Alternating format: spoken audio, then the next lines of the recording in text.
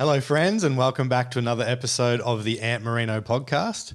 I'm your host, Ant Marino, and today I have a lovely, lovely guest by the name of Jess Ainsworth on the podcast. And before I get into sharing about this podcast and what we spoke about on the podcast, I just want to share with you something that I have coming up in October, and specifically October the 16th. And that is I'm running my first ever live event. So something for me, I've always wanted to run a live event and be on a stage and talking to people and helping people break through their blockages and uncover what they truly want in life. And yeah, this is like my next step in life. And it is freaking scary. But this is what the personal development work is all about, right? It's all about finding your edge. So your edge of the comfort zone and then the challenge zone. And when we're on that, living on that edge, that is where we find the most fulfillment and happiness in life. If we're just sitting in our comfort zone and doing the same old boring shit all the time, we aren't going to be that happy and fulfilled because we're not challenging ourselves. So when we're on that edge, that is where, because we're feeling scared, we're feeling the fears, and then we're doing it anyway. So we're overcoming new fears, we're up-leveling in our life and making progress and growing and all those beautiful things. And that's where we find the most happiness and fulfillment in life.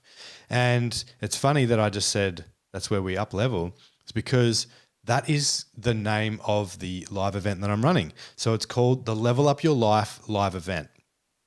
And what it's going to be about is it's going to help anybody that feels lost or stuck in any area of their life. It's going to help them find clarity and direction and confidence and momentum to move forwards with whatever they want to move forwards with in their life. So this is for anybody that is getting, new into personal development. It's a really good entry level way of learning about some of the kind of stuff that goes on in the personal development world and how you can uncover, what you truly want in life and what's holding you back, and learn some tools and tricks and tips on how to break through those blockages that is stopping you in life. But it's also good for people that have done a lot of work on themselves that want to learn maybe a different point of view of it, because the way that I teach may be different to the way that other people have been teaching you. So it's good for that. But then also it's good refresher to do it in a, to be led through the exercises, because we can't always do everything ourselves, right? We've got to reach out for help. And this is a massive thing that I've had to learn myself. And so being led through these processes are going to help you just level up that next bit in your life that you feel like is missing, or you feel like you're stuck in, or you feel like you're lost in. So this is for everybody. And it's on October the 16th. It's held on the Gold Coast in Mermaid Waters at the Mermaid Waters Tavern. And it goes from 9 a.m. to 1 p.m. So it's a 4-hour live event. And the cost is $73, but there's an early bird price of $45, but that is ending on September the 25th. So you got to get in quick to snap up your early bird price so you can get there, on an early bird price instead of paying that full price. And there's not really much else to tell you. There's 40 seats available. So, get your seat while you can. And I look forward to seeing you there. And now I want to talk about Jess, because that's why you're probably here. Jess is the founder and owner of aruka.com.au. And Aruka is a healing modality that she has invented or created and registered as a therapeutic modality, healing modality with the government. And she's worked with over 600 people, helping them heal from trauma specifically. So Jess is just an amazing person, and wait till you hear the story that she's been through. It is just incredible to see where she is now in her life. And so we talk about in the podcast, we talk about what she does, how she got to where she is now. And she also shares really deeply about the traumas that she went through as a kid. So there's a bit of a, warning there, a trigger warning about sexual assault, probably domestic violence as well. That's a bit of a trigger warning, just letting you know that will be coming up. But I think it's super empowering to listen to, because the place that she's in now, like she said, the first time she shared it, which was actually on a Instagram live that we did together, the first time she shared it, she was terrified. But now that she's shared it multiple times, that has been healing in itself. And now she just talks about it freely, and it has no fucking power over her anymore. And it is so amazing to see that. It is so freaking amazing to see. So if you can, listen through, because it is just a seriously amazing thing to listen to. So inspiring, so empowering, and also so healing. It was healing for me to listen to her, how she shared about that.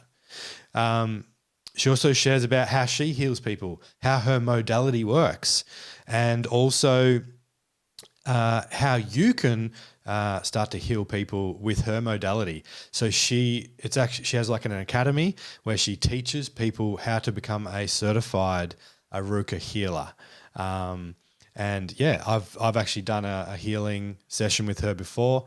I've done a session with one of her people that has sat her course and got accredited through arukahealing.com, or not arukahealing.com, but has become a accredited Aruka healer. And that was super amazing. So what she teaches is super powerful, super amazing, and it'll change your freaking life. So if you want to find out more about Jess, I'm going to put all the details in the description box, the show notes, all the things, and how you can get in contact with her and everything like that.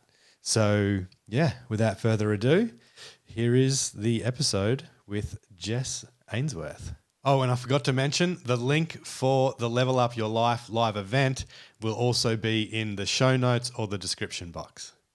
Hello, and welcome back to another episode of the Ant Marino podcast. And today I have a guest by the name of Jessica Ainsworth. Now, Jessica is a kind of a long-time friend.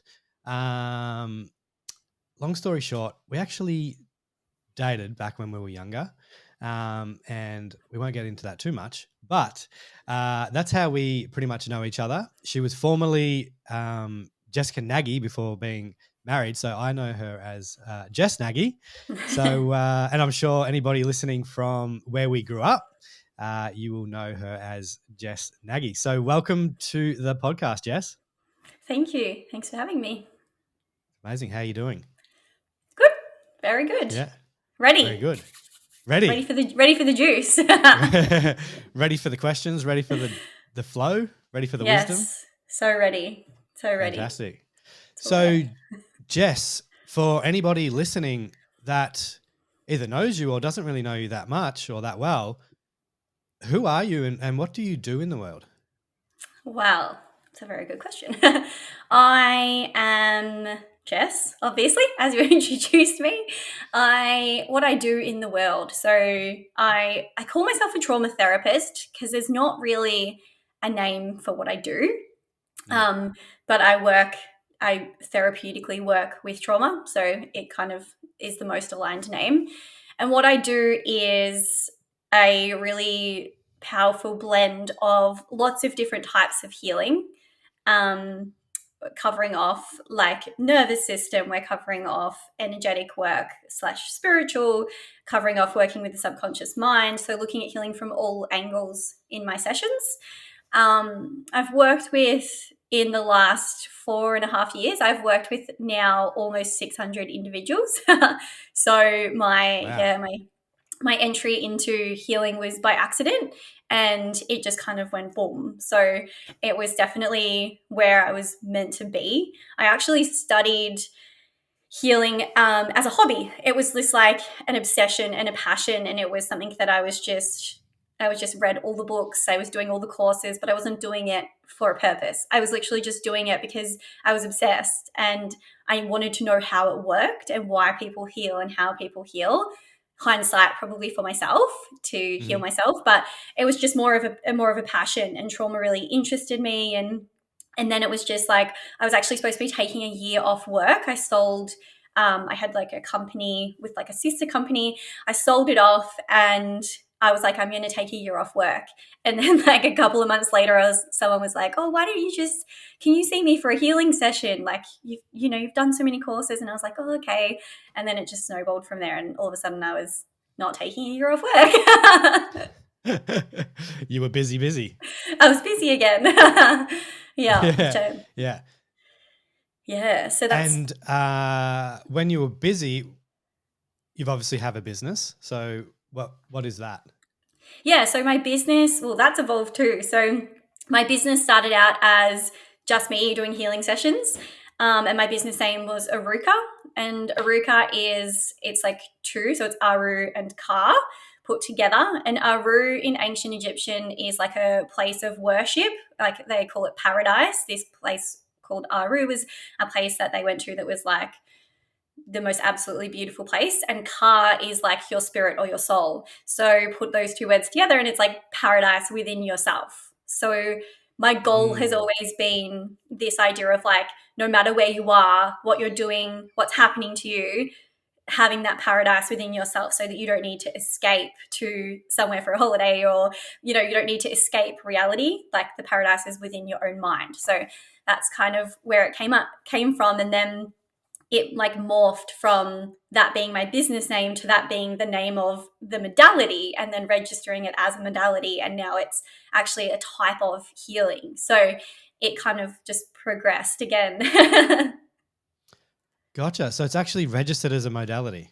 Yeah, yep. So it's registered as a modality that people can learn, and there's a course where I teach what I do, and then people that come out of that, are like certified as Aruka healers, and they can go and get insurance and start their healing practice as an Aruka healer. So, yeah. Amazing. So where does that get registered? You have to trademark the name, and then you have to register it like through the government, through the same place where you trademark it.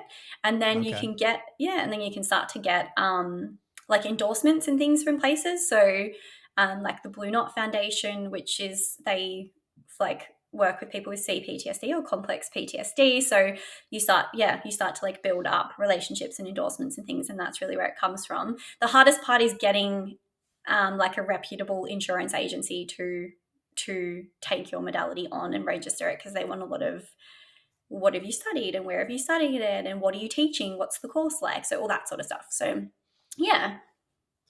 Amazing. So much in there that I want to talk about.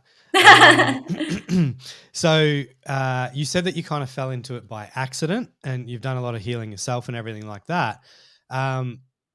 What is there something you would love to share about yourself and kind of how that all came about for you to then just fall into learning about all this healing work and then creating a business from it?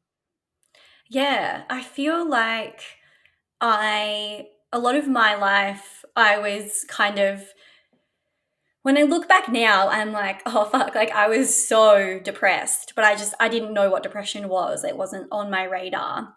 But I was definitely always felt like I had no self-worth. I felt less than other people. I was always really critical of myself.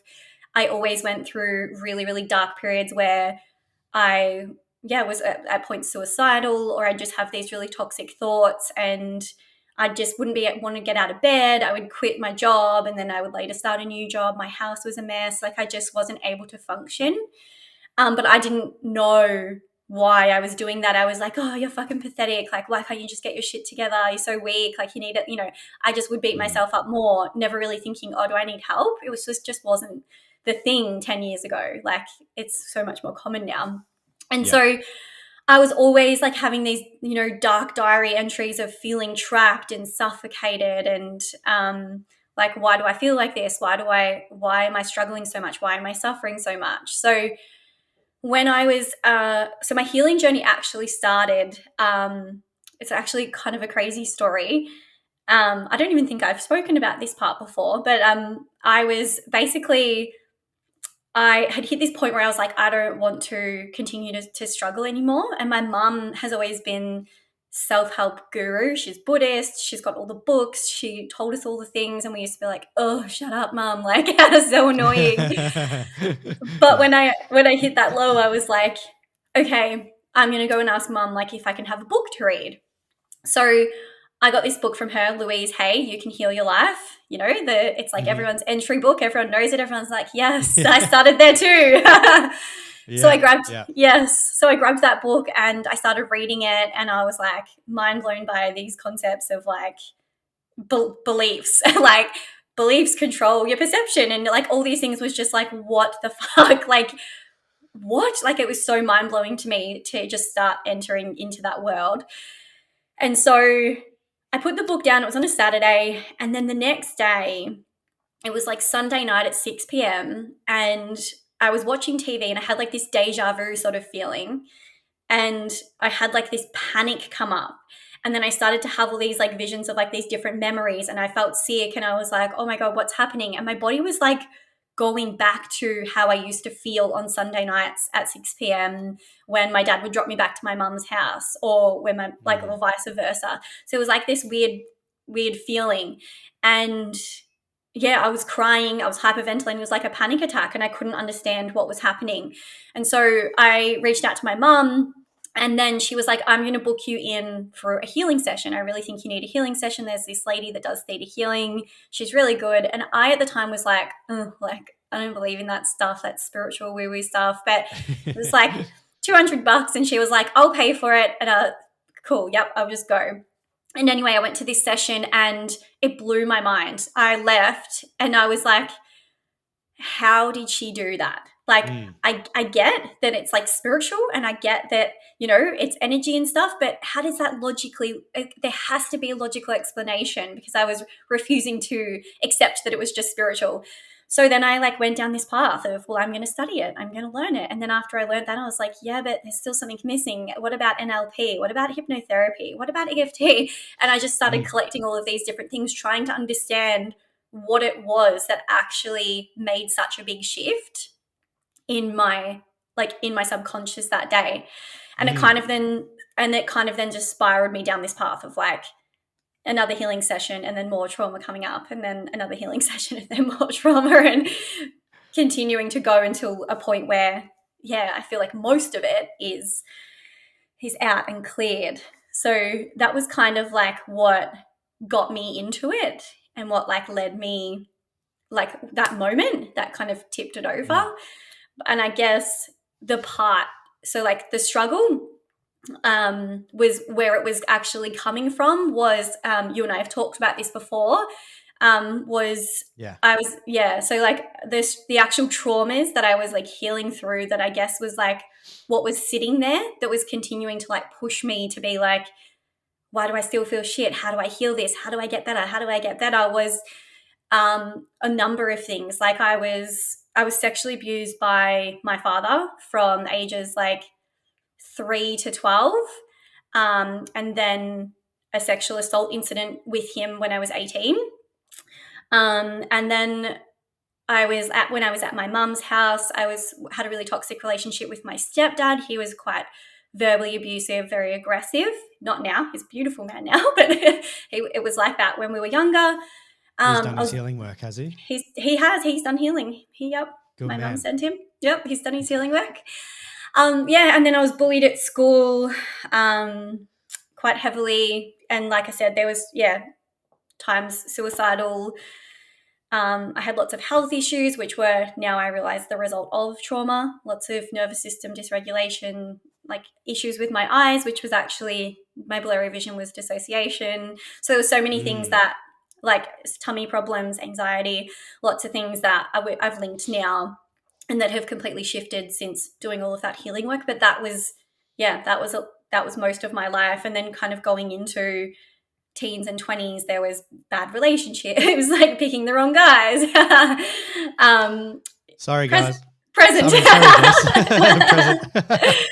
Present. Yeah, and lots of that, lots of trying to get love, trying to be loved, giving away my body. And then there was like, yeah, bad friendships in my 20s, and there was like killing myself, like busyness, going into crazy careers. And then after I met my husband, between our children, there was like a molar pregnancy, which is where your body grows a tumor instead of a baby, and you have to have it removed because it can become cancerous. And then there was Mm. Lyme disease, and then falling pregnant when I had Lyme disease, and then having to get an abortion. And like, it's just been a shit show. But yeah, really now it's just like, it's easy and good. And yeah, the healing work has, I actually am at the point now where I'm like, I get healing. Like, I get it, Mm. like to the deepest level possible. I get it from every angle. Someone tells me about a Mm. modality, and I'll be like, "Yo, yeah, they're just doing this." Like, I fully can Mm. understand what something is doing and how it's doing it, and it's got me to that level of like deepest knowledge, which feels really good. Yeah, for sure. So that was probably like that day that you said, "Hey, mum, can I please have a book?" That was probably the best day of her life because she's been Yeah, she's been telling you, for so long about all this Buddhist stuff and beliefs and all this kind of thing, trying to like help you and be an amazing mum, and you were just like, "Nah, nah, nah, nah, nah." And then finally one yeah, day you're like, "Can I please have a book? I'm over yeah. this." Yeah, Yeah. yeah. Now we're really close because we can talk about. She's done my course, and Has she? yeah. So she's done my course, and she's like, she's my biggest fan. She's always like, "You're just fucking amazing. I just can't believe that I birthed you. Like, you're so amazing." That's amazing to hear from your mum. It is. The other thing I was going to say was that, when you went to see that healer for the first time that your mum took you to and paid for and everything, that could have gone one of two ways. That could have gone like the way that it went, but also it could have gone um, like like not working and not happening because you could have closed off. Yeah. Yep. The reason healing works is because you're open to it. You're open Yep. to the whether it's like the subconscious, um, rewiring and all that kind of stuff. You've got to be open to that stuff for it to actually work. If you close off, it doesn't work. Yeah. And Yep. For sure. so that's, you must have been in a place of like desperation and be like, all right, even though whatever the fuck this woo woo shit is, I'm just going to allow it to happen.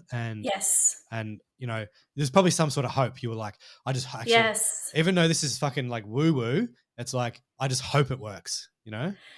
Yeah, and I feel like I was actually wanted to do it because it wasn't for me, but it still worked, which is good. But it was actually coming from a place of, if I don't sort my shit out, because I was so crazy. Like, I was like, if I don't sort my shit out, my now husband is going to leave me. Like, he's going to leave Mm. because I can't just be this psycho. So I was doing it.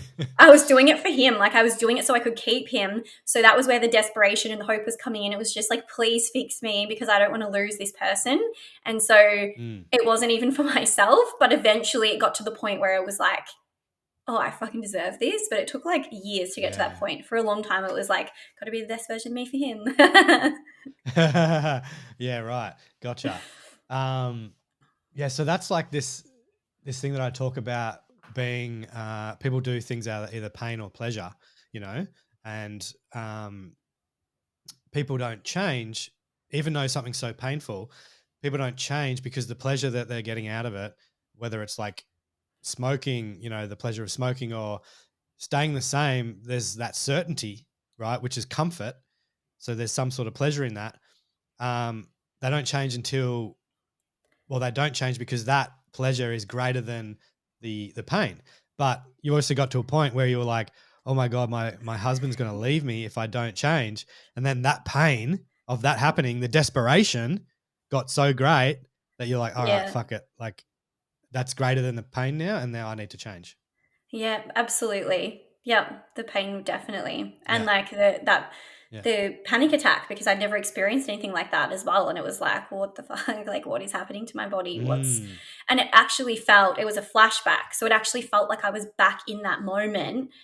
And I was sitting in the bathroom and I was just like, it's like I was being pulled back into the past, and then I was back in the present and back in the past, back in the present. And like, I couldn't differentiate like whether I was back there or not. Like, it felt like I was there. So it was like very, vivid flashback. And I was like, I don't want these anymore. Yeah. I had them Yeah. for another And 10 years, but and that's what holds people back as well. Reliving and revisiting those experiences that have happened in the past because they were so painful. They don't want to revisit those. And that's why people don't heal and change. So it's actually yeah. it's one of the biggest obstacles. Like, people will say to me, oh, I've got this problem and this problem and that problem. I'm struggling with this, I'm struggling with that. And this is something that happened to me. And I'm like, yeah, okay. So like everything that you're experiencing can be related back to that trauma. So what we're going to do is we're going to go back into it and we're going to do that. And they're like, oh, no, no, no, no, no. And I then explain to them, well, this is what we have to do. And this is why we do it. You can leave now if you want, or you can do it. And most of the time, once they understand it, they'll do it. But I feel like it is the biggest barrier. It's why people don't come, because they know on some level that they have to revisit it. But the silly thing is they're having flashbacks and they're implicitly living it every day. Like, it's already there. It's already causing the suffering. Yeah. So going into it isn't worse.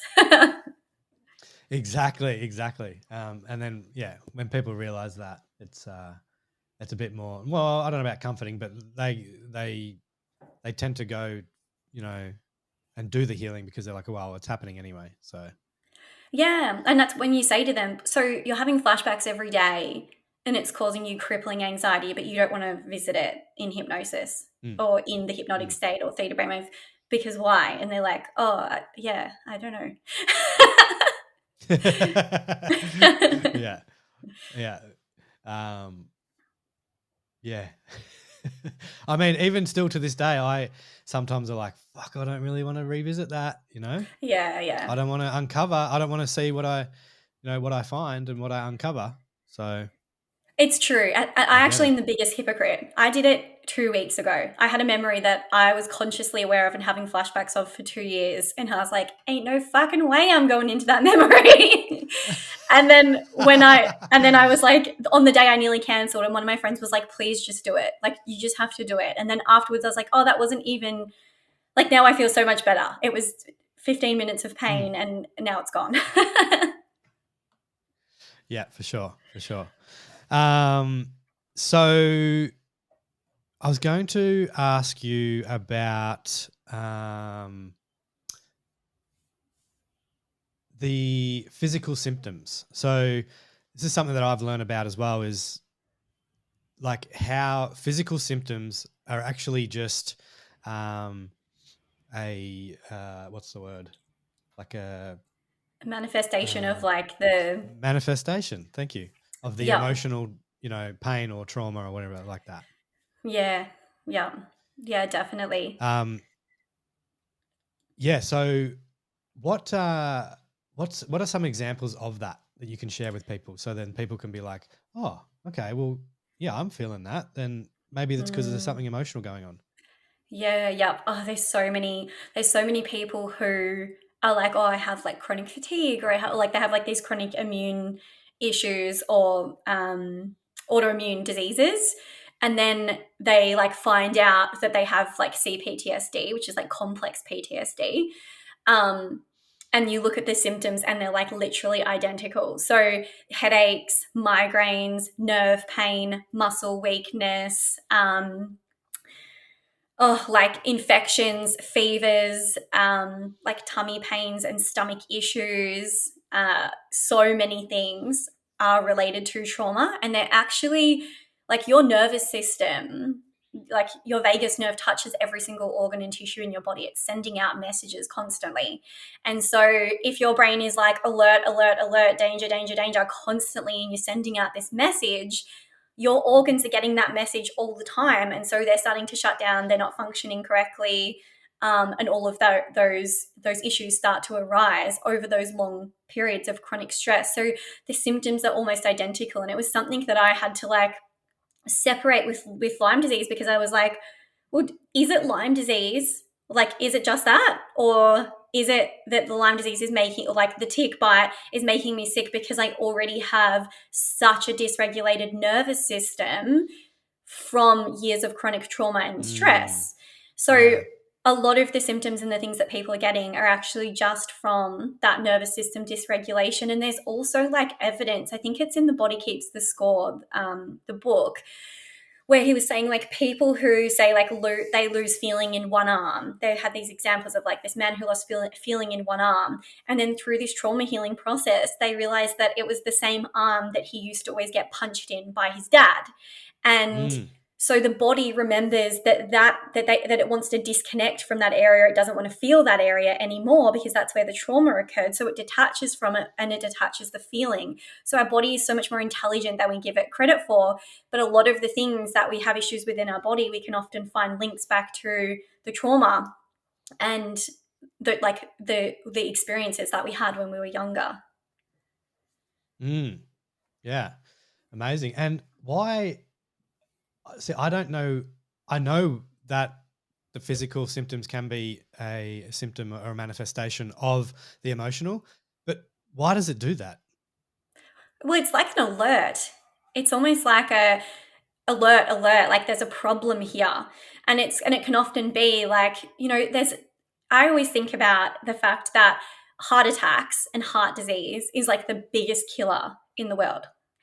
And then I think about how many people have broken hearts, and how many people are like disconnected from their heart and have had their heart broken by either their parents when they were growing up, or in school, or in relationships. And I'm like, it's basically, it's that connection between, it's the vagus nerve, and it's that connection between, what you believe you perceive, and, what you perceive becomes your reality. So like, if you have this belief of like, no one loves me, and it's causing you to feel like anxious all the time, and it's sending this message like down to all of the organs in your body through your nervous system of like, alert, we're not loved, we're not safe, we're not cared for. The messages that are going down are telling things to stop, to shut off, to stop working. And it's the same as like when you're in that stress state, your digestion doesn't work. You're producing high amounts of stress hormones. And if your lymphatic system isn't going properly, you're not eliminating those stress hormones, you're holding them. And so then your body becomes toxic, and it's got to find somewhere to store those toxins. So it'll probably store it in the place where you don't really care about anyway, or the place where you're blocked off from energetically. So maybe it stores it in your heart, or maybe it stores it in your liver, or whatever.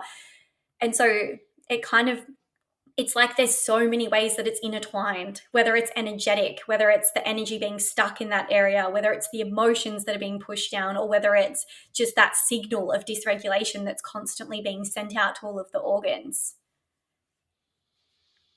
Crazy. Isn't the body crazy? It's so crazy. So smart. So smart. But then not our brain. I feel like our brain is ancient. Our brain is like so literal, like so literal. Yeah, it's way behind. It's way behind the body.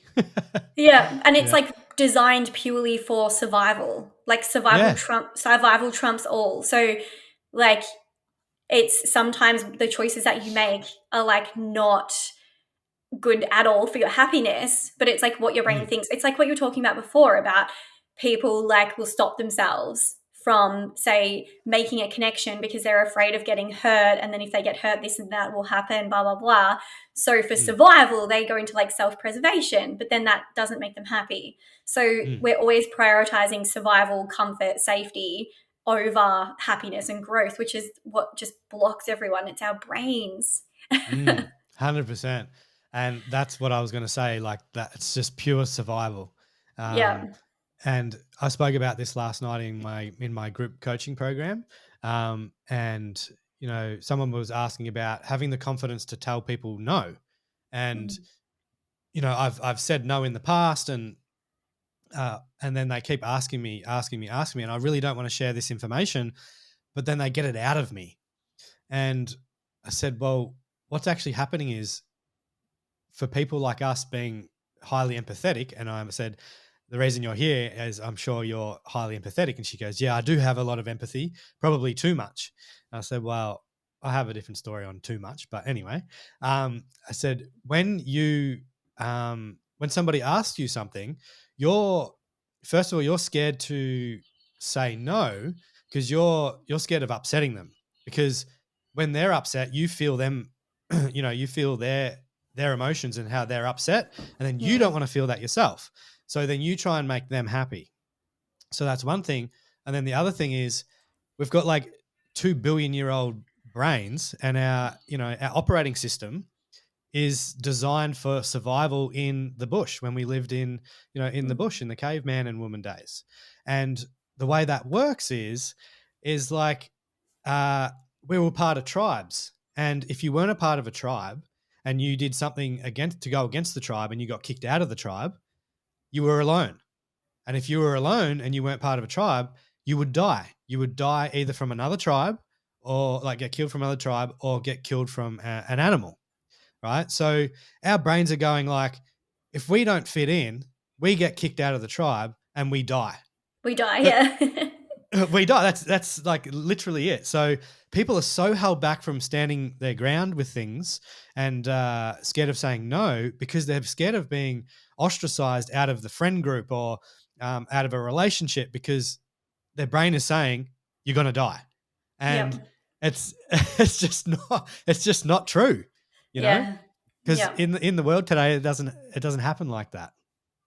Yeah, it's exactly a perfect example of the old brain doing old programming and like not working for our best, our highest and good. Like it's nuts. Yeah, for sure. Yeah. I use that example in my course, and it's the perfect. Do ya?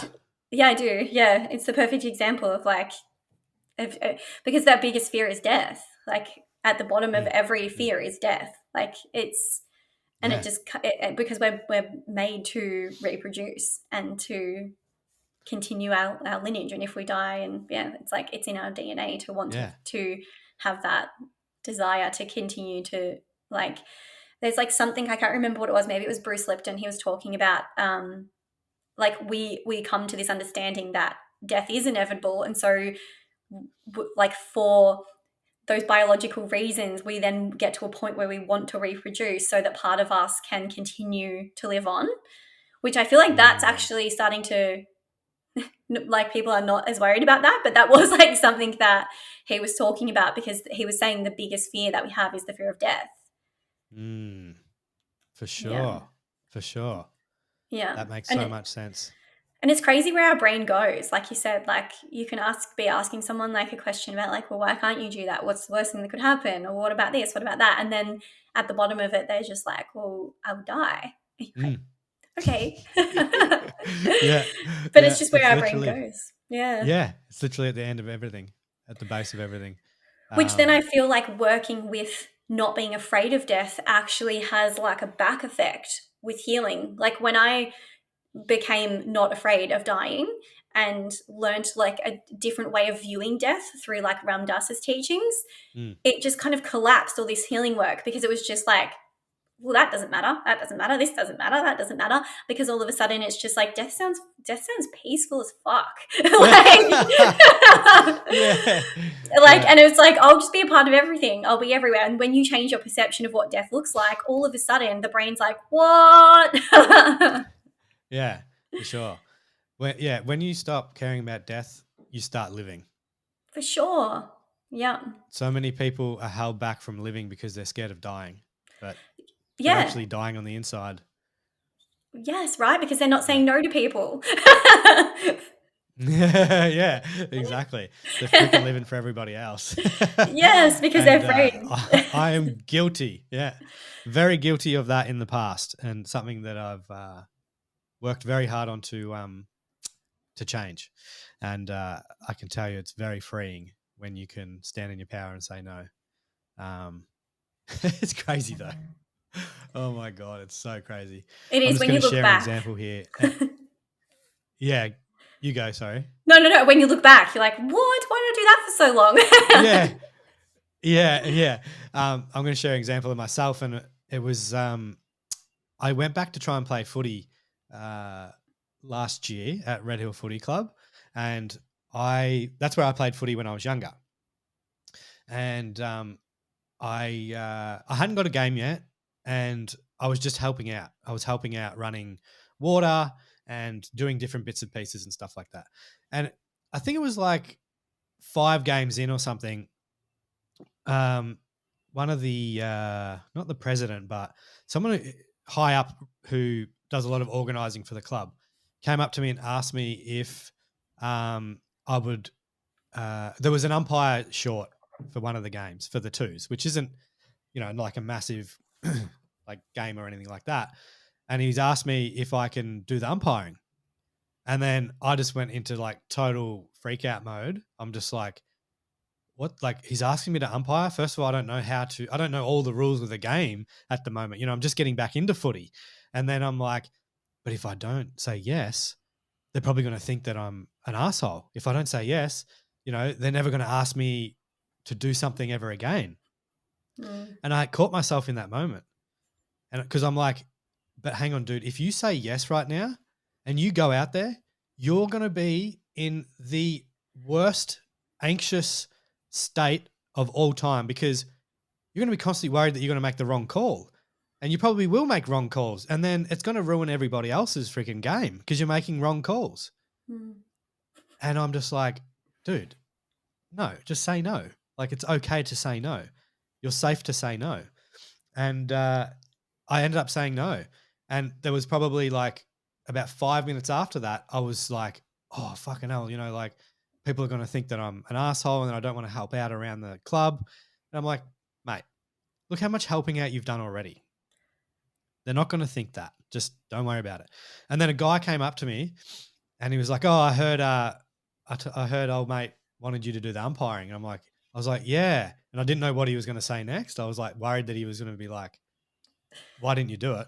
And he was like, mate, I told him before he asked you that you're only like new back to the club and back to footy. Like, you're not going to know how to umpire a freaking game. I'm like, oh, dude, thank you so much for saying that, because I was fucking flipping out. Like, I'm like, why is this guy asking me? And then I felt really bad. He goes, no, don't worry about it, mate. And I'm just like, oh, good. But like in that moment, I was just like in total survival mode, Yes. Like, and if I don't say yes, yeah, exactly. So that's awesome. Even as a grown fucking man, we still have these thoughts and these things that happen, because at the baseline of everything is it's survival, So I'm not saying that everybody has this, because some people have actually been taught how to say no and that it's okay to say no, and you will survive, It's just from past traumas and upbringing and stuff like that made that experience such a struggle for me. Yes. And did you find, like, because I was the same, like with everything, I think from a young age, I learned that like other people's needs were more important than my own, and that I had to sacrifice myself, my body, everything for my dad. And so it was especially like focused around men. It was just like, be who they want you to be, give them everything that they want, don't say no, don't be difficult, like just, And so I would find that like when other people had strong boundaries, or when they were able to like express, say no, and they were able to do things, I would just be like, oh my God, like they're so, I would be judgmental of those people, which is that mirror thing, because I couldn't do it. But yeah, did you find the same thing of where like when you couldn't say no, you would be almost jealous of people that could say no? And you would be like, like you would notice those people and be like, oh, that's a bit rude. Yeah. I thought, that is so rude. Like how selfish, Yeah, like, selfish. Yes. I thought sometimes you've got to do stuff that you don't want to do to help others out. Which is such a like parent thing to say. Like it's our parents like in our head. Yeah. Yeah. Exactly. Yeah. It's so fucked up when you think about it. But it's amazing when you sorry. So you go. It's amazing when you integrate, when you do it, and then you're like, oh my gosh, like there's a whole new word out here. Yeah, exactly. And the integration is so important. Like I celebrated myself for doing that, you know? Mm.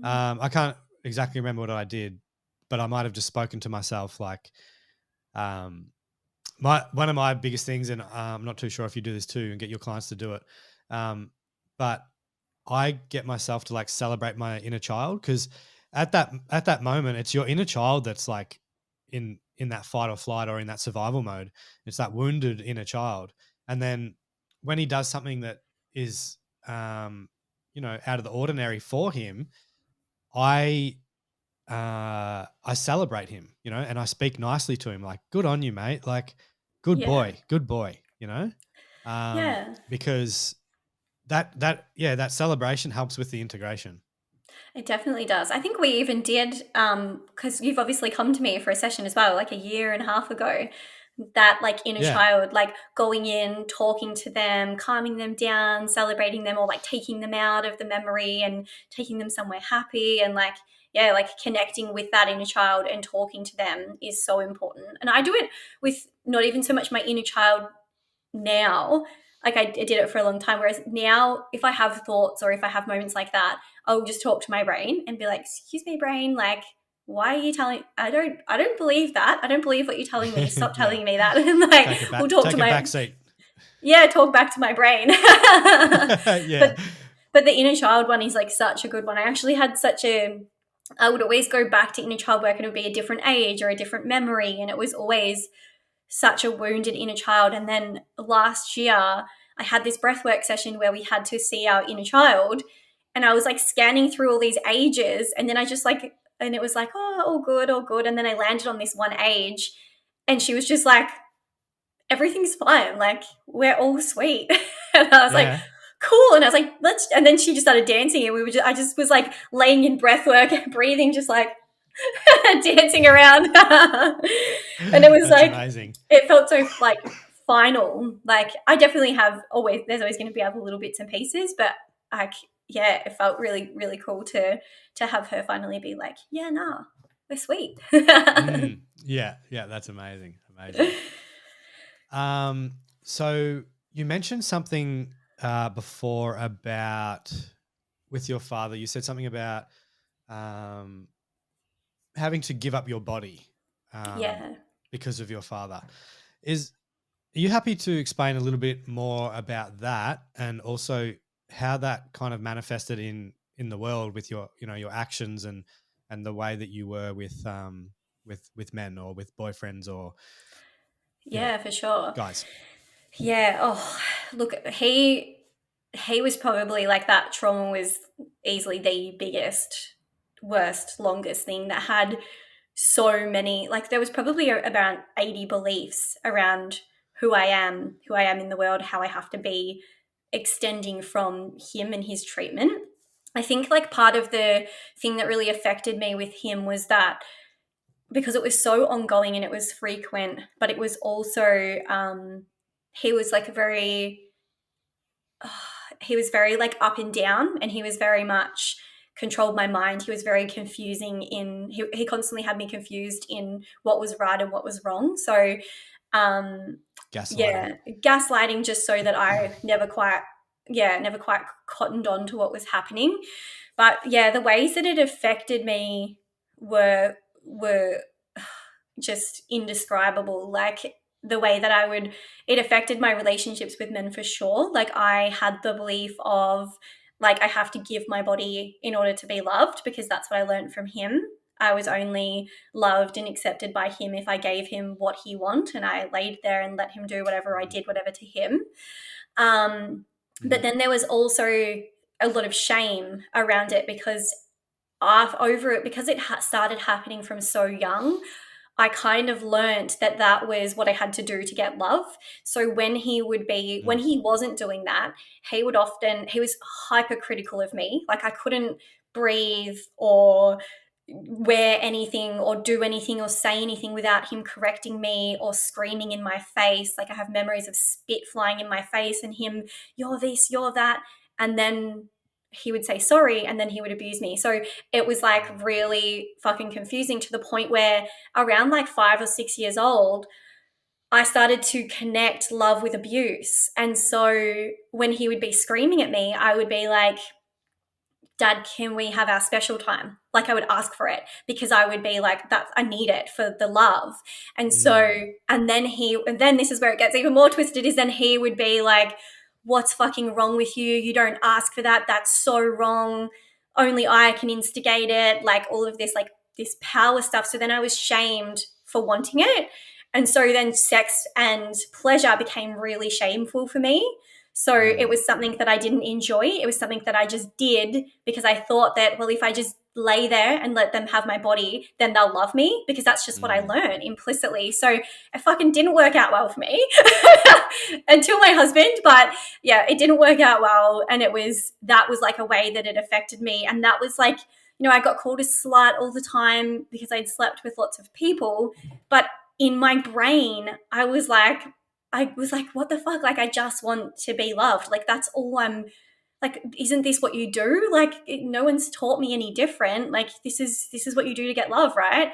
And Mm. so I was just constantly, yeah, like I was doing that. And then like going into like actual relationships, it was like, you're no one, you're nothing. They're everything, they're Mm. important, because that's how I was treated. He treated me like I was dirt. And so I was then like hypersensitive to criticisms because of being constantly criticized by him. If I was criticized, then I wasn't loved. So it like, there's so many beliefs. Like I ended up with these beliefs of like, love is abuse, love is toxic, love is painful, love is hard. Like, and then I would create that, like even in a relationship with my husband that I somehow like it was healthy, I made it not healthy because it wasn't Mm. aligning with what I believed. So I would try and make problems where there weren't problems. So yeah, it literally affected me in that, like sexually, because I was like scared of, there were certain things that I wasn't able to do because they would trigger me. So like I didn't realize they were triggering me, but they were triggering me. So I was like, no, no, no, no, no, like can't do that. And my whole body would freeze up and I would get activated, but I wouldn't like know why until it kind of all linked up. So it affected it affected that, which then affects like the depth of relationships. And it literally, it just, yeah, it spread across everything. And I think the thing that I often don't talk about is that wanting the love from him. Mm. And Mm. it's something that a lot of people have actually reflected back and said, fuck, I'm so glad you spoke about that, because no one talks about it because it's so shameful. And I Yeah. think it's like, it's programmed into you. Like you can't control it. You're just a child. But as you grow Mm. older, it's like makes you sick to your stomach to think, fuck, like I actually like was almost in love with him because I had Mm. this wrong connection with him as I grew up. I remember like thinking, oh, he's so handsome and he's this and that, and wanting his attention. And so it was only like when I started doing the healing work that I started to get the repulsion, like repelled by him and not wanting him near me, not wanting him near my kids implicitly, like, oh, like don't come near me. But even when I had to cut him out of my life, it was probably the hardest thing I've ever done. And that's the other Mm. thing. People just assume that you've got all this anger, but but you don't. Like when it happens from that such a young age, you are so fucking confused, and you have this part of you that knows it's wrong, but this part of you is still like conditioned to just love and adore them. And so it's like it's breaking a trauma bond. It's like breaking away from a Mm. narcissistic relationship. Yeah. It was wild. Like I had to journal every day and remind myself of all of the evidence that I had that I needed to not have him in my life. And I had to keep revisiting it because all I wanted was to reach out to him and be like, I'm sorry, I shouldn't have told anyone. Like, I love you. I want to see you. Like, that's all I wanted to do for months. But I just pushed past it and didn't do it and eventually broke the bond. Yeah. Yeah. And that's a great word. It's the bond. It is. It's not even Not a great word, but it's a great way to explain it. yeah, because it's not real love. It's conditioned love. It's like Mm.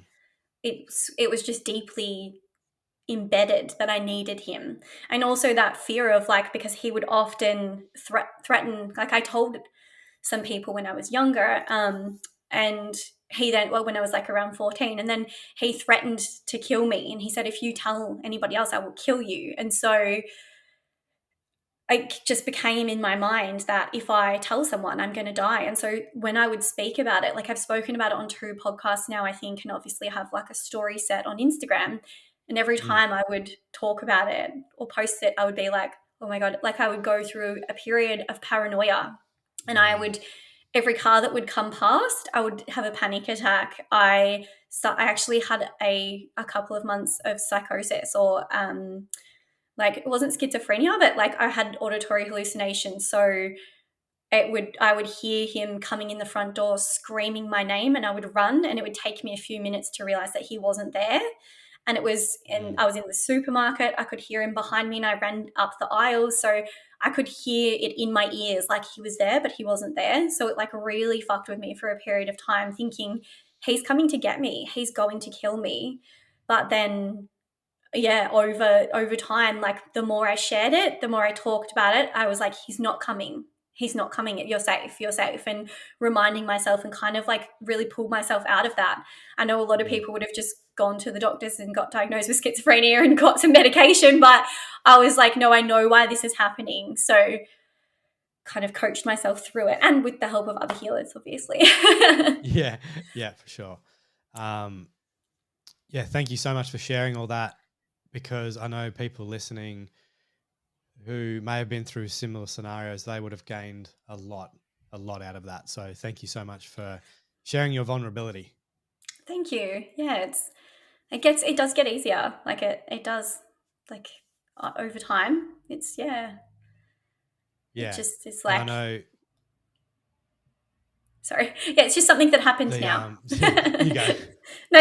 Yeah. And the first time you shared it was actually like on a live Instagram, I believe, with you and I. And then you've obviously shared it a few times since.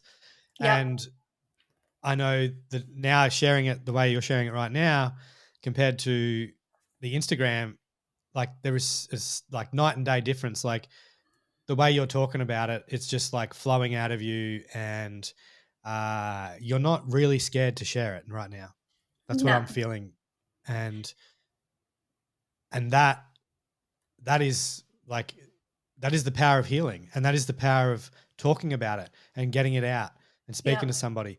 Even though you went through all that paranoia, you're on the other side of that now, and you are free. Yeah. You have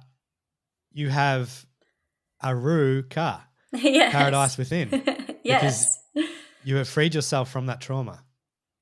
Absolutely. Yeah. And it feels amazing, like, to know that it's gone. Like, and if anything does come up, like the memory that I decided to work on 2 weeks ago was one that I'd been holding on for a long time, because it felt like the worst one. And it was actually the one when I was older, when I was 18. So there was a period from like 12 to 18 where nothing happened, and then something happened when I was 18, which was kind of, to me, next level. So rape.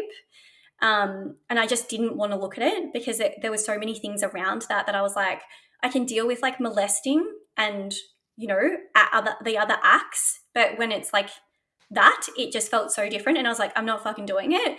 But once I actually did it, I was like, oh my God, like, free, so much more free. Relief, huge relief. Yeah. But yeah, it's definitely like, I'll always still have little things that pop up, but they're more just like, like it's an awareness. It's like, oh yeah, this is that. And then I'm cool with that and moving forward. Whereas everything used to derail me. And I find that with my clients, they're like, oh my God, this thing happened and now I've got anxiety again. And they're like spiraling in circles. Whereas I feel like you can get to this point where it's just like an awareness of like, oh yeah, okay, I can see how that affected me. Like, it gets to be easy. Gets to be easy. Yeah. Yeah, amazing. So can you share, now that you've healed from this kind of stuff, and obviously there's more healing to do, There always is. There's Yeah. always another Well, layer. I actually removed that belief the other week. I removed Did the ya? belief. I removed the belief of healing is a journey. There's always more to do. Things are always going to come up, and I brought in the belief of like I'm done. I'm Okay. done. Like it's done for me now. I will learn lessons with ease and flow, and there doesn't need to be any more hard healing. There doesn't need to be any more triggers. Everything can come to me with ease and flow, and I'm still going to learn lessons, but they're going to come super easy to me because I was stuck in that struggle cycle. So I was like, nope, healing journey is done. Now we're just on the flow. Yeah. I love that because I've shared this before. It's like people get addicted to it because they think they're broken. So they're doing the healing from a place of brokenness. Like, oh, I've got to constantly be doing this because there's something wrong with me. Instead of just like, no, like I'm good. I fucking love myself and I'm good. And I'm in a good place where people can love me, but I also want to learn my lessons. Yes. Yeah. Yeah. And I feel like I was that person, and I teach that as well. Like I was an addict for lessons. I was like, fuck me up. Like, give me the next upgrade. I want a quantum leap. Like I'm ready for my next big lesson. I want to go deeper. I want to integrate more. And then I was just constantly triggering myself. And then I got to this point where I was like, I'm good. I'm good. I'm good. I'm good. Yeah. Okay. So, I don't know where I was going with that question. Well, I know where I was going with it, but I can't remember how I asked it. Yeah, But I can't remember. I guess, yeah, that's right. I was going to say, I was asking now that, well, you are healed, right? Because that's what I said. I said, now that you are healed, well, actually, there's always healing to do. So, no, now that you are healed, Yes. how has that affected your life, and in what ways? Oh, it's just like indescribable, honestly. Like, you still have your ups and downs, you still have your shit days and your tired days or whatever, but like every single day, there are moments where I'm like, fuck, like this is my life. Like I get to live this. And it's the simplest things. Like picking my kids up from school used to be a chore. And now picking up my kids from school is like, I love their I'm enjoying all these little moments, and I'm like making the most out of every day. I used to get like so black and white thinking and like, today's my work day, I've got to smash it out. Whereas now I'm like, I'm going to jump on a podcast and see a client, then I'm going to have a nap, and then I'm going to go swim in the ocean and pick up my kids and have ice cream. And because even though it's a fucking Thursday, but like I just like every day is magic, and I actually feel like every day is magic and has magic in it. And I'm just like, I feel so much more calm. I feel like I can flow. My intuition is crazy, like so much more heightened. Like the information that I'm receiving, like I just feel like a completely different person, honestly. And like I feel like I have so much more control over my mind now. Whereas I was in dark periods where I would go down these spirals and I would know all the things, but I couldn't fucking integrate them. I couldn't take control. I would let my brain go wild and tell me all these things that weren't true, and I'd believe they were true, and I'd get anxiety. Whereas now I'm like, oh, hey brain, I was wondering when you were going to come back in. I'm good, thanks. Like, and I'll be like, that's not true, and I'll release it. I'll actually maybe 10 times a week I'll release thoughts, beliefs, words that I'm like, I don't want to experience that. It's like that Joe Dispenza quote. Don't let anything slip through your like through your mind that you don't want to create in reality. So any thought, if I'm very aware of my thoughts, and I'm like, if I don't want to experience that or believe that to be true, I'll just remove it. And I have the perfect example. Like I used to believe that I went through this period where I was like, I think I might want to homeschool my son. And my husband was like, no, he has to go to normal school. And like, we had like this bit of a clash. And then I looked like deeper into it. And then I was like, like the mums, like it's really cliquey, and there's this and there's that. And there was all of these different things. And I realized like it was probably coming back more down to me being uncomfortable with the situation because of the trauma that I've experienced in primary school, because that was where it was kind of the worst. Mm-hmm. Anyway, so I removed these beliefs of like there being categories of people and school's bad and school's this and that. And I looked at everything that I thought about it that was wrong. I removed it all. And I brought in this belief of me and my kids fit in everywhere we go. So like, instead of like, this place is wrong or that place is wrong or these people or whatever, it was just like everywhere we go, we fit in. Everywhere we go, we're welcomed. And within a couple of days, I was like, hey, like waving to all these mums. And I was like, I just felt like everyone was my friend. And my son stopped having anxiety with me dropping him off. He didn't even need me to walk him in anymore. He was like, drop me at the gate at the Kiss and Go, Mum, I'm sweet. And so he like at the Kiss and Go. Kiss and Go station, yeah. And he's in prep. So I was like, what? Okay. And then he has like made friends. He's friends with all the kids in his class. Like it was like he healed through me. Like my anxieties were removed through me into him, and we just flow. And I've made so many friends, and I just feel, I don't feel like anyone's judging me. Doesn't matter what I wear, what I look like. I just rock up and I'm like, hey, how's it going? Chatting to people feels so much more free. So it was only like those limitations in my own mind that was making that a situation. And it was funny because some people said to me like, but you just let your husband win. And I was like, that is not what it's about. It's about ease and it's about ease and flow. You just let your husband win. I was like, it's kind of funny because it's kind of true. Like some people could see it as like, well, you wanted this and he wanted this, and you just redesigned your whole mind to fit in with him. And I'm like, yeah, but I'm fucking loving life now. So what's the problem? Yeah, exactly. Yeah, exactly. Did it come from ego or did it come from love? It came from love, and it came from like, let's make this easier for our family. Let's all feel accepted and comfortable and happy wherever we are. Yeah. Fucking love that. And that's such a good example of how a lot of our beliefs, all of our beliefs are borrowed, right? We've just, well, I shouldn't say all of them. Most of them are made up, and a lot of them are borrowed from our parents. And that's a perfect example. Like your anxiety was being pushed onto your son, so he was feeling anxious. You healed your shit, so then now your son no longer feels that anxiety. Yep. How freaking good is that? Yeah. And I say to him now, like when he's like, he'll be like, why do you always talk to people down the street, like people that you don't even know? I'm like, because everyone's my friend. And he's like, everyone isn't your friend. I'm like, no, everyone is my friend in the whole world. And he's like, no, they're not. I'm like, they are. They're your friends too. And he's like, what? And he like thinks about it. I'm like, yes, I love installing this shit into his brain. Yeah, the good beliefs, the positive beliefs. Yes. So from healing, you became calm. You were able to control your mind and your emotions. You had more flow. Yeah. You felt welcomed.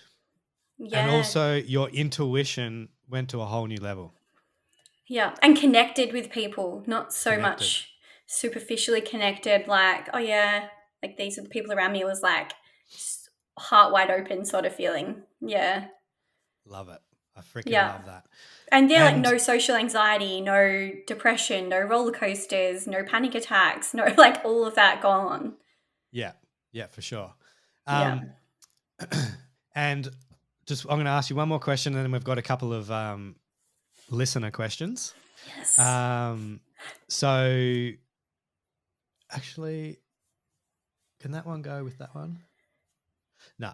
So with your modality, how does the healing work in your modality? So I know you shared something on Instagram a couple of days ago. I don't know if it was your story or something, but it was like the areas of it, you know, like the subconscious, the energy, the spirituality, all that kind of stuff. Yeah. How does that kind of all look? I'll try and shorten it because I feel like it's a complex one.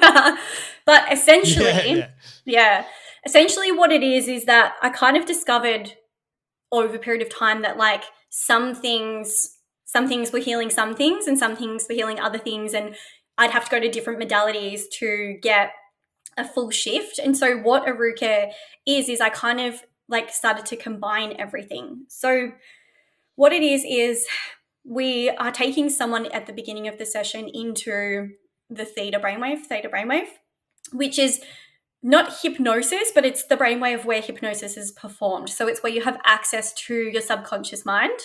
And I have little tricks that I've picked up over a period of time that help people just go in really fast, really deeply. So we're not spending a long period of time doing like a meditation. I've got my little ways that I teach my students. We just put them in quite quickly. And then what we're doing is there's a few different parts to it. So what we're doing is we're working with the brain. So once they're in their subconscious, we're looking at shifting beliefs that are within the brain, changing pathways, changing things like that.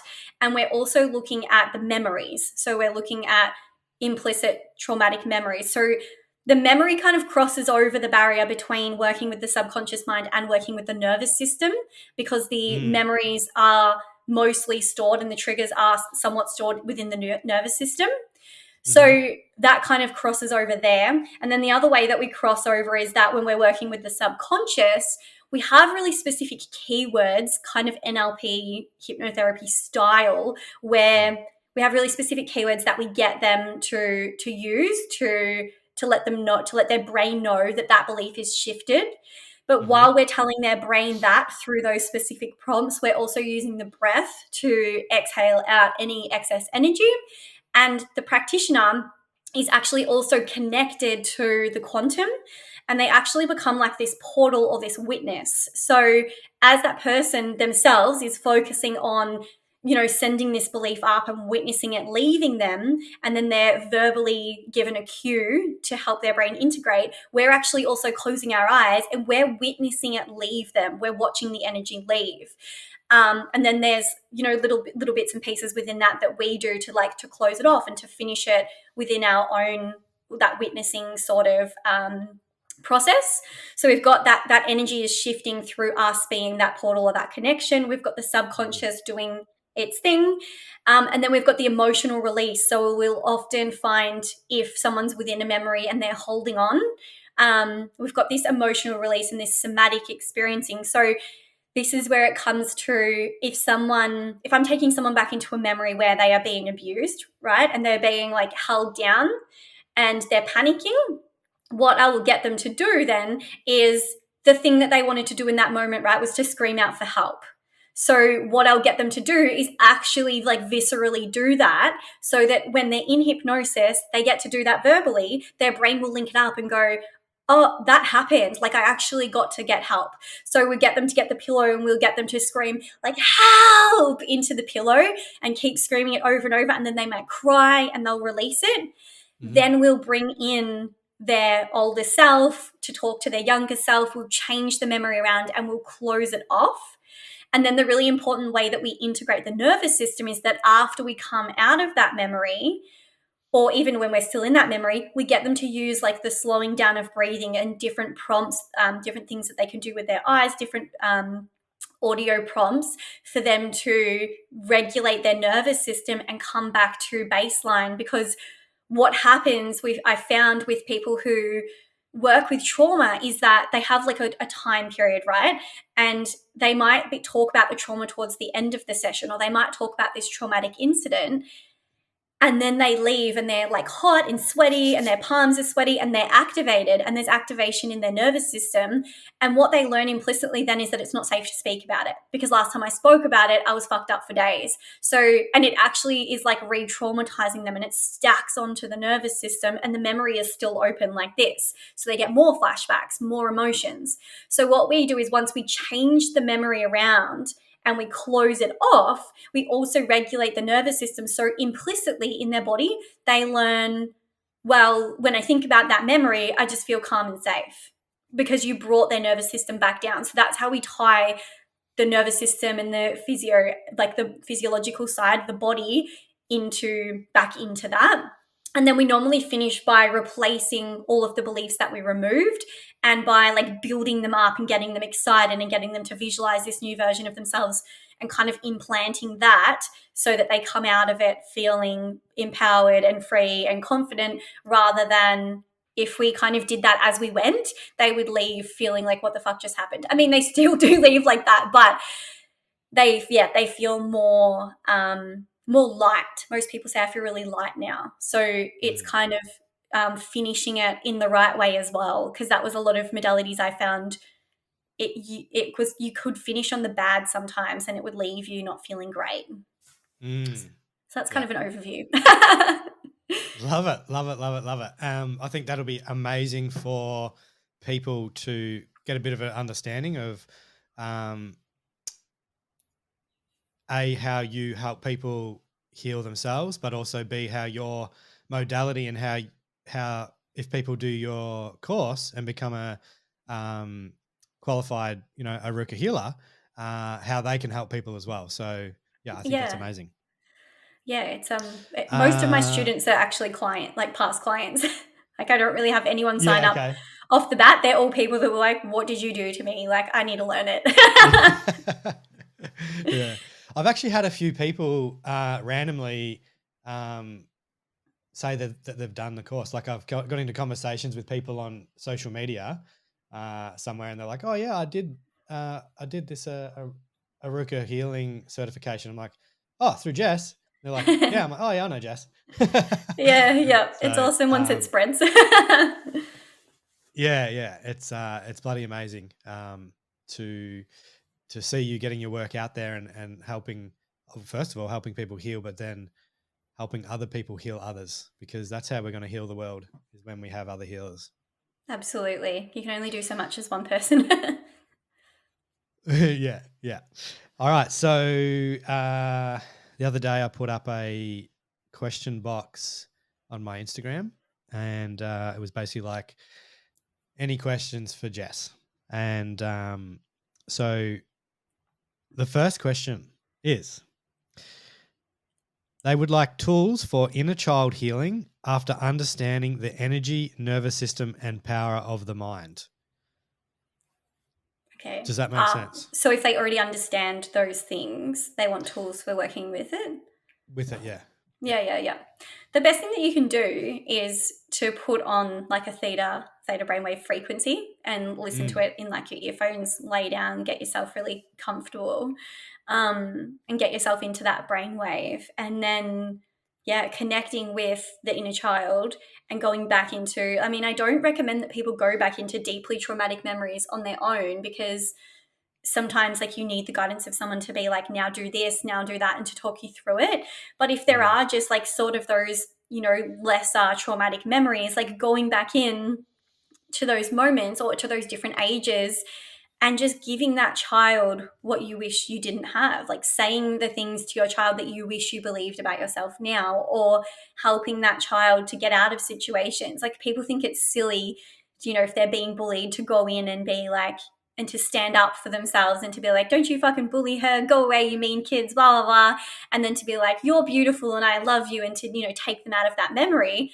But that shit fucking works. Like that is what inner child healing is. Like you need to make it, you're going to know that you didn't really do that. You didn't beat up children, but you're going to feel like you got to take back control. You got to stand up for yourself, and then you got to be taken to a safe place. You'll feel that in your body. So the best kind of inner child healing, I believe, is going into those memories. Like you can just connect with your inner child at different ages for sure, but when you've got specific memories that you can go into and you can change around, that's when the magic happens, because those memories you're carrying around, and those memories have little traumas and triggers and pathways into everything that you do every day. So definitely going into the memories and changing it around. And we're always looking to save and to take to a safe place, and to empower.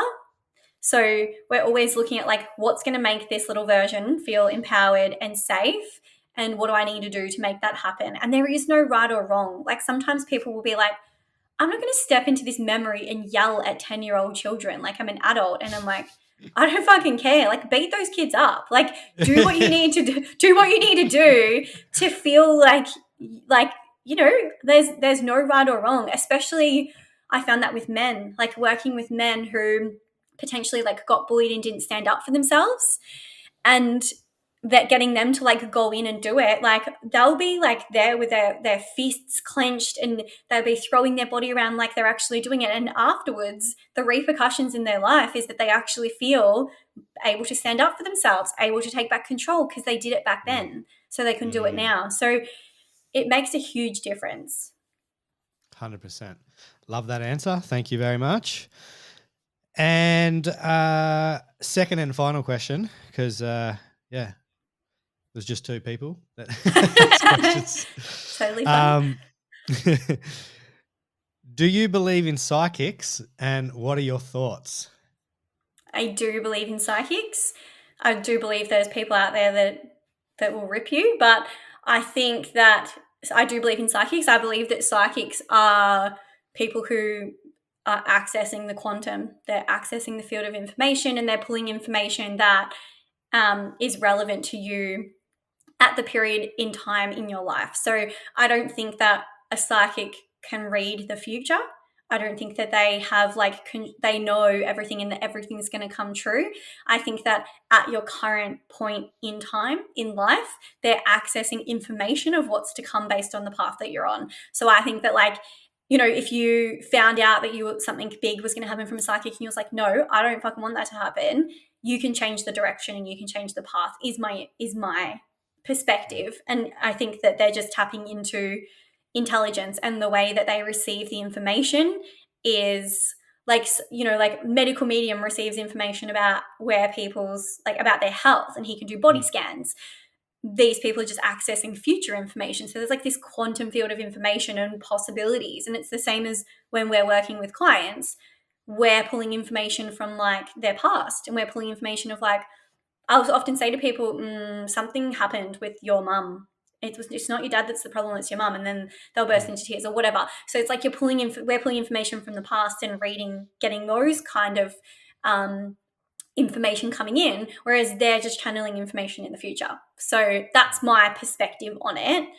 And then you've obviously got the way that they get the information. So they might hear it, they might know it, they might see it and be visual. So depending on which gifts, not even which gifts they were given, but which areas are more open and flowing for receiving information. Yeah. That's my perspective. I agree. And last thing, Jess, where can people find you? Either to, follow your journey, reach out for a conversation, or sign up for some healing, or sign up for your accreditation. Yeah, it's pretty simple. My website is aruka.com.au and my Instagram is aruka.com.au. Yeah, so they're the two best places. Awesome. And I'll put everything in the show notes as well, so you guys can quickly access that, because there's nothing worse than listening to a podcast and someone's talking about somebody on there, or a course or this or that, and then they don't put the link on there. So I will do that. Sure. And lastly, thank you very much for coming on, Jess. I appreciate you, and thank you so much for sharing your vulnerability and your message, and also your power of healing with the world. Thank you. Thanks so much, Anne. It was good being here. Easy flow. It was fun. Yeah. It was a lot of fun. Thank you very much. Fun. See ya. Thanks for tuning in to another episode of the Ant Marino podcast. I hope you enjoyed it.